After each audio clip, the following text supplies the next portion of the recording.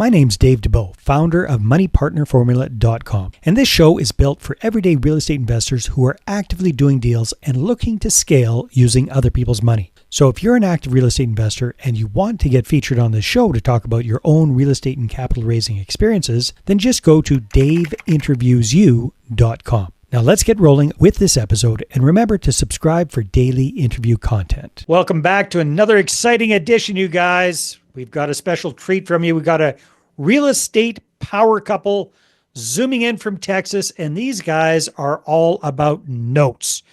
Notes around land, notes around property, all to get anything to do with notes. These guys are into it, especially when it comes to Texas. So I want to welcome Rick and Crystal Rumer to the show. Welcome, you guys. Nice to meet you. Thank you. Thank you very much for having us on. We're excited to be here today. Yeah, me too. So first things first, let's zoom out. Okay. Right now, we're at the beginning of Q2 of 2025. What does this crazy world of real estate investing look like for you guys? What do you do? Well, here let's get right into it. We buy large tracts of land throughout the Texaplex of Texas, where all the growth is happening. So for folks outside of Texas, what does Texaplex mean?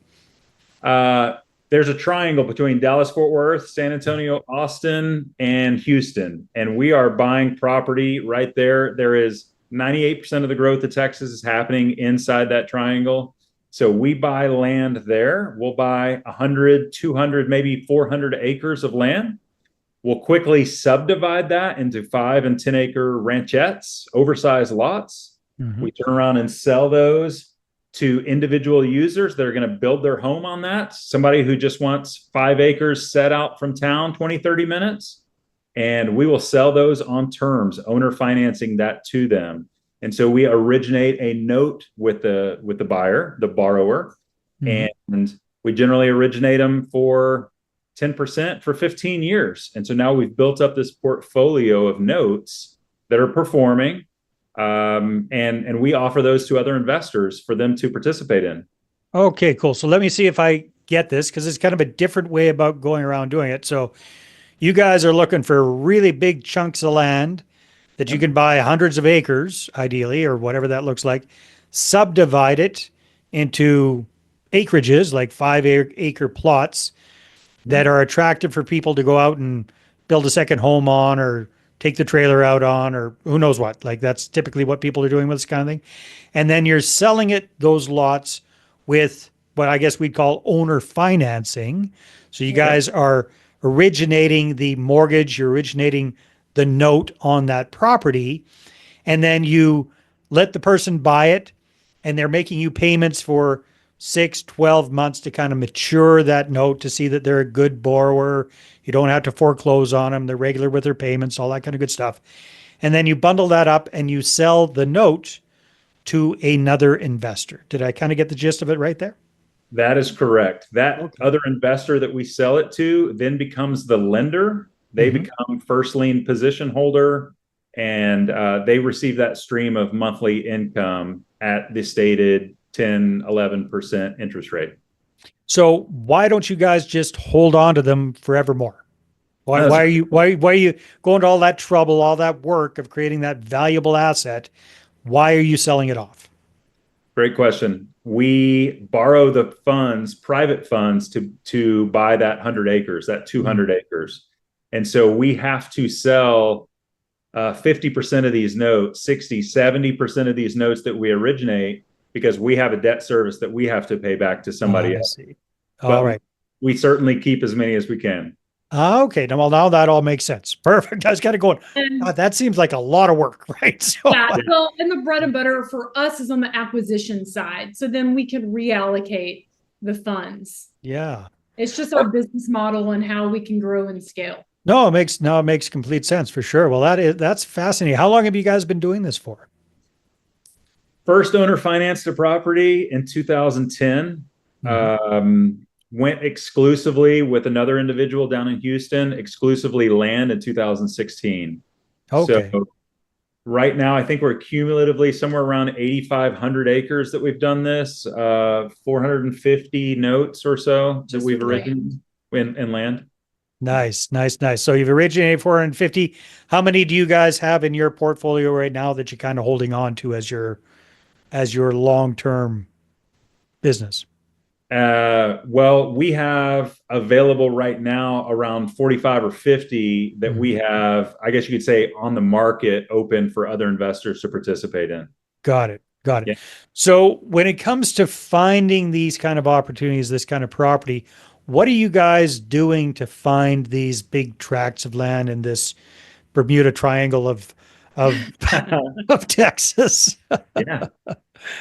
I was going to say we use the professionals in that area. I mean, Okay. we're both born and raised in Texas, but we're using brokers, we're using the agents, and just we've built up a reputation of we buy land.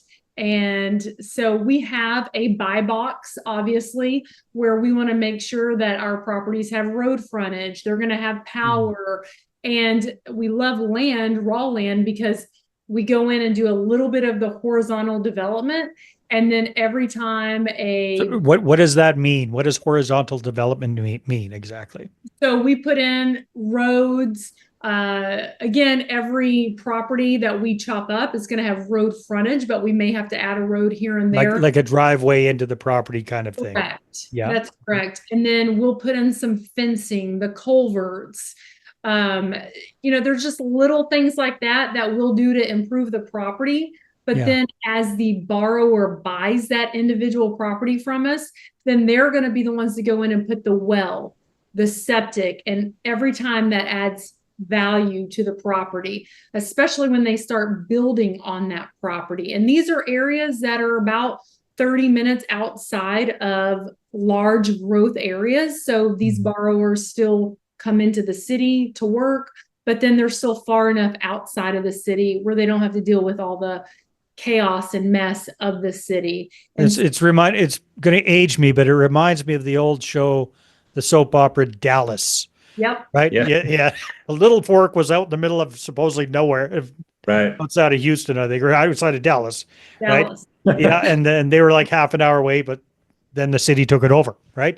So that's Yeah. the Very idea. much like that. I'm pretty sure there's some 40-story towers right where that was filmed, most likely right now. And I'm from a small town in Texas. He grew up in the city, but in the areas that I'm near, I grew up near Waco, Texas, very small, but Waco, Texas has boomed. It's a hot area right now. And so Central Texas never thought 20 years ago that it would be developed the way it is now. And it's only continuing to grow. Yeah. After COVID, there was a mass exodus of people wanting to get out of the city, and we just have a lot of people moving to the state.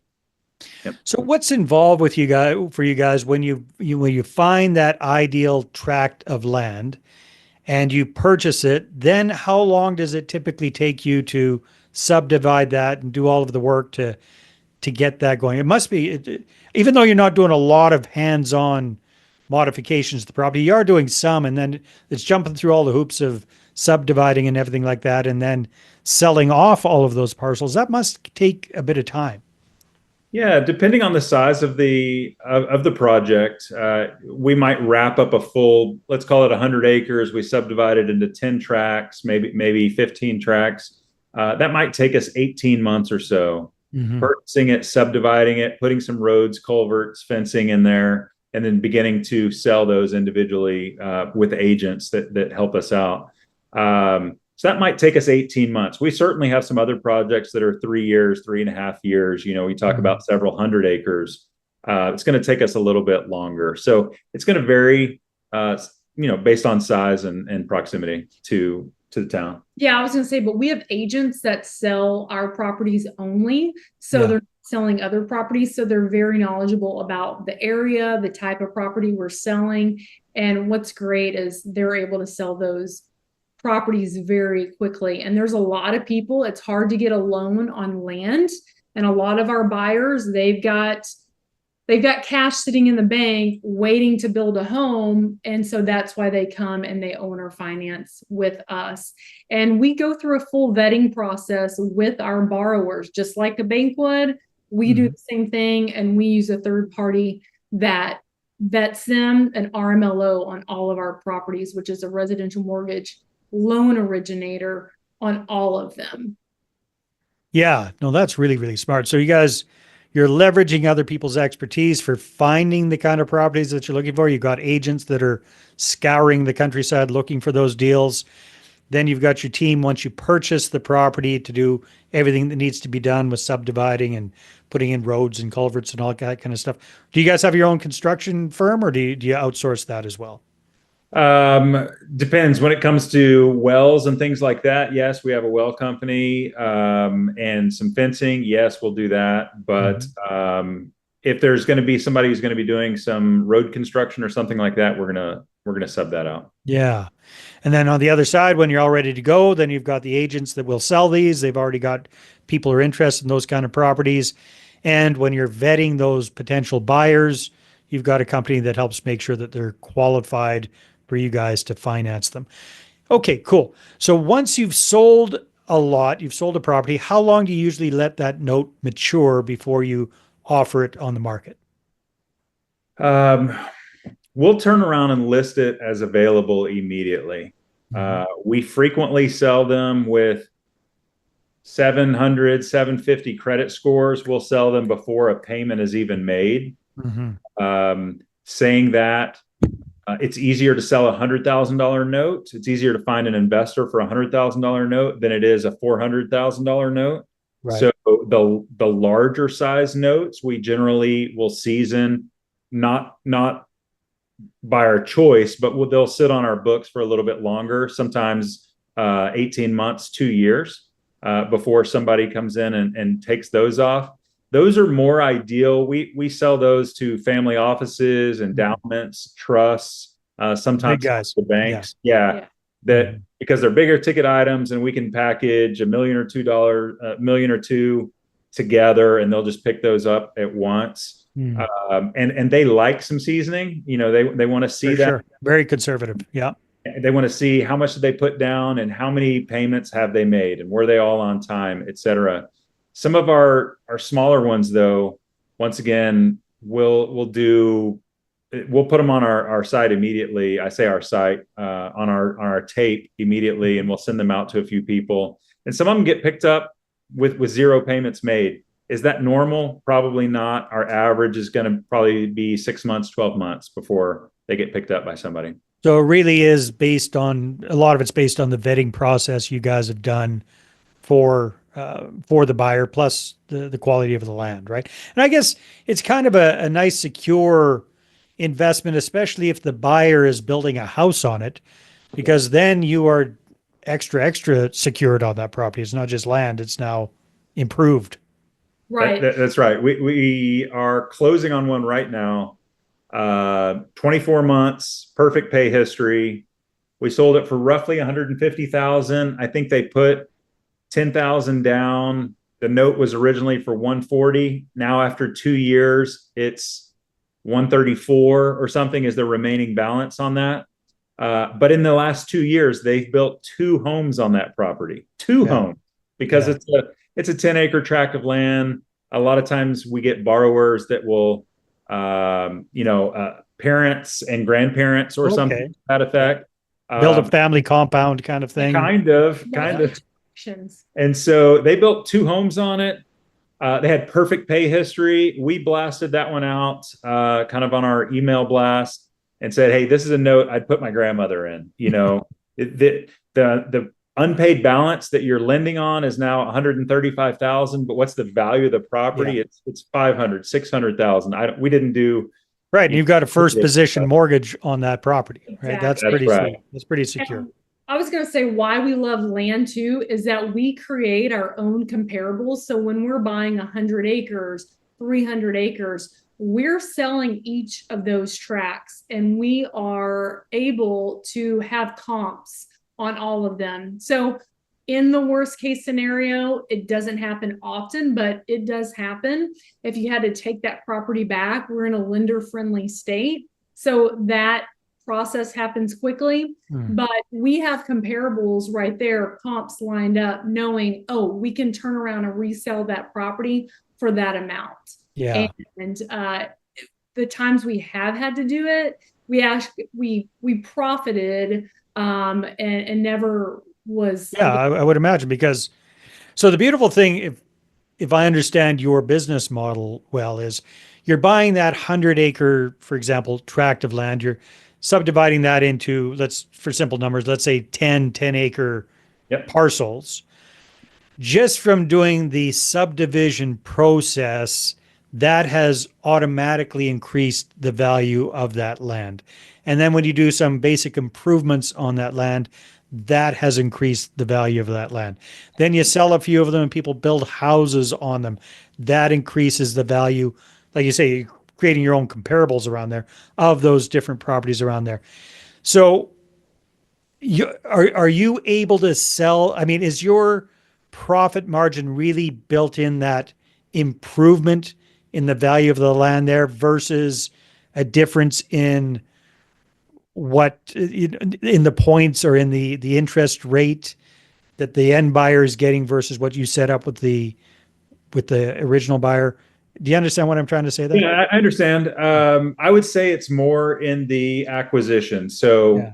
that same 100 acres that we buy for $1 million, once we subdivide it and sell it, we're going to sell it for a cumulative $2 million. Yeah. Right. That's Yeah, where so that's we've the bumping really, up the value there is the subdivision and all the other stuff that you guys do. that's where we've made the funds. Now, most of the improvements, the literal improvements or the improvements on the land are going to be done by the borrower, the one who Yeah. buys that. And that just makes us feel good about the note that we own or the note Yeah. that an investor participates in, knowing that inherently it's raw land. The only thing they can do to it is improve the value of it. Yeah. And it's got a base floor, which what she was describing. We know exactly what it's worth because we just sold nine others in a row. So we know exactly what the bottom line value is. And once they begin making improvements, they drill a well on it and a septic, heaven forbid you have to foreclose on them. Well, they've increased the value of the property. And so it's very secure in that manner. Well, I love your guys' model there. Like, if we're keeping it simple there, that 100 acre parcel divvied up into 10 acre parcels. But you guys at the end of the day are hoping to keep for yourselves, for your family, for your business, Yep. 2 or 3 or 4 of those. You sell off the rest to cover your costs and they keep chugging along. Yeah. Sure. Then Absolutely. we go buy another piece of land and kind of do it all. No, that's Yeah. smart. We tell people, look, notes aren't sexy. We say notes are the goats, and it's going to be a base hit every time. It's that cash flow and consistency every time. It's something that's great to diversify your portfolio. I feel like it's an asset class that's not well known, especially in land as well. Yeah, most definitely. Well, this has been fascinating, you guys. If people, I'm sure a lot of people are going to be interested in this. If they want to connect with you and find out more, where should they go? I would say check out LinkedIn. It's Crystal Rumer, and just reach out that way. Would love to just have a conversation, even help educate on notes in general, as well as land notes that we're originating. Parting thoughts. If we're wrapping this up, notes are the Wild West right now. There's not a lot out there. Everyone understands homes, flips, rentals. Everyone can touch that home, smell the home. They understand what they're getting. Notes are the Wild West. We would suggest an RMLO. Everybody, whether you're buying one from us or from somebody else, invest in one with an RMLO. Which stands for what? Residential Mortgage Loan Originator. Okay. It's that third party that's doing the due diligence on the borrower. Mm-hmm. Also, make sure you get a lender's title policy that shows that you as the lender are in first lien position. It's a cheap $200 insurance policy. And also, we utilize a third-party servicing company. There's a third party that collects payment on behalf of that borrower every month. The borrower pays for it every month. You just get the benefit of somebody keeping track of your records for, the day the payment comes in, how much of its principal, how much of its interest. They send out late letters on your behalf. They take care of all of that stuff. It just makes it a truly passive. It could be a much more automated, passive type thing. Smart. Right. Good recommendations. All right. Well, hey, Crystal, Rick, thank you so much for being on the show. It's been a lot of fun. Thank you so much, Dave. All right, everybody. Take care. We'll see you on the next one. Hey there, I really hope you enjoyed that episode. And as always, if you want to listen to more daily interview content, make sure you subscribe. And if you're an active real estate investor and you're doing deals and you'd like to get featured on this show, then just head over to daveinterviewyou.com. Now at moneypartnerformula.com, we help real estate investors to create a process for predictably getting capital so they can do more deals without relying on hard money lenders or the banks. We do this by building them a private capital marketing system. Now, if you want help turning yourself into a big money capital attraction machine, then book a call with our team to see how we can help. Just visit moneypartnerformula.com to find out more. All right, take care, and we'll see you on the next interview.